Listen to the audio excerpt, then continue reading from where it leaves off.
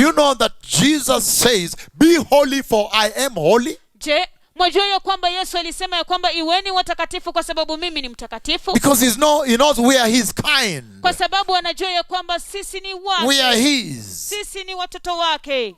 We don't belong here then. Sisi sio wa hapa. That our citizenship is in heaven. Ya kwamba uraia wetu uko mbinguni. So when John is taken up in that effect that simulates the rapture. Hivyo basi wakati Yohana anaponyakuliwa juu katika tukio hilo linalofanana na unyakuzi. Look at this now. Tazama hili sasa. It's amazing. Yashangaza. Because in the process then, ya kwamba kwa sababu katika hiyo hatua, we that represent Jesus on the earth here now, the church, sisi ambao tunawakilisha Kristo katika ulimwengu hapa kanisa. You are the representative of Jesus.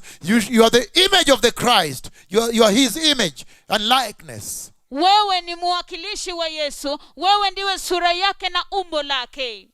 In other words, kwa maneno mengine, if the rapture is near, iwapo unyakuzi umekaribia, out of the signs you are seeing in your news, kutokana na ishara ambazo mnaona katika habari zenu, then you should be growing or getting closer to the fullness of the height of Christ. Hivyo basi ni lazima uwe unakomaa kufikia kile kimo cha Kristo. That Ephesians chapter 4. Hiyo ni Waefeso sura ya 4. That scripture andiko hilo of to grow the church, to mature the church, to reach the full stature of the Christ is a spiritual stature.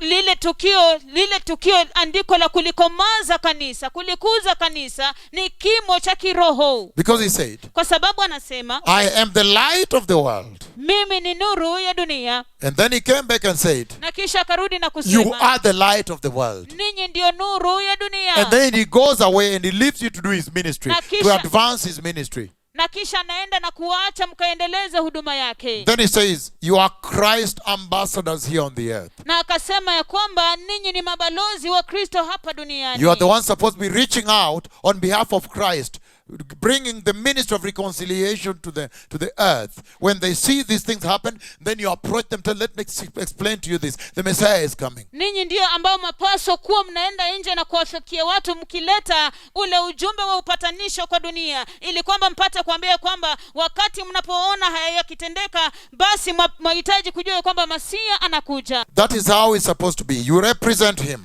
Hiyo inamaanisha kwamba ninyi mnamwakilisha. And if you are ambassadors of Christ, as the Bible says, na ikiwa ninyi ni mabalozi wa Kristo jinsi ambavyo Biblia inasema, I want to ask you a question. Nataka kuwauliza, do you know what you ought to look like now, the hour when you're supposed to be going back? Je, mnajua jinsi ambavyo mapaswa kufanana wakati ambapo wakati wa kurudi unapowadia? John was representing Christ here. Yohana alikuwa anamwakilisha Kristo hapa. You are representing Christ here. Wewe unamwakilisha Kristo hapa. And John is saying a time comes when rapture must take place. You must now go back home. Na Yohana anasema ya kwamba wakati unafika ambapo ni lazima unyakuzi utendeke, lazima urudi nyumbani. In other words, John was recalled the way you see sometimes an ambassador will be recalled home. Jinsi ambavyo mnaona wakati mwingine balozi anaweza kuitwa nyumbani. If you are the light of Christ, the representatives of Christ here, iwapo ninyi ni nuru ya Kristo, wawakilishi wa Kristo hapa, then by now, basi kufikia sasa, you should be walking with the honor that is due that office as you represent that high kingdom. Mwapaswa kuwa mnatembea na ile heshima inayostahili hiyo ofisi, heshima ambayo inawakilisha ufalme huo.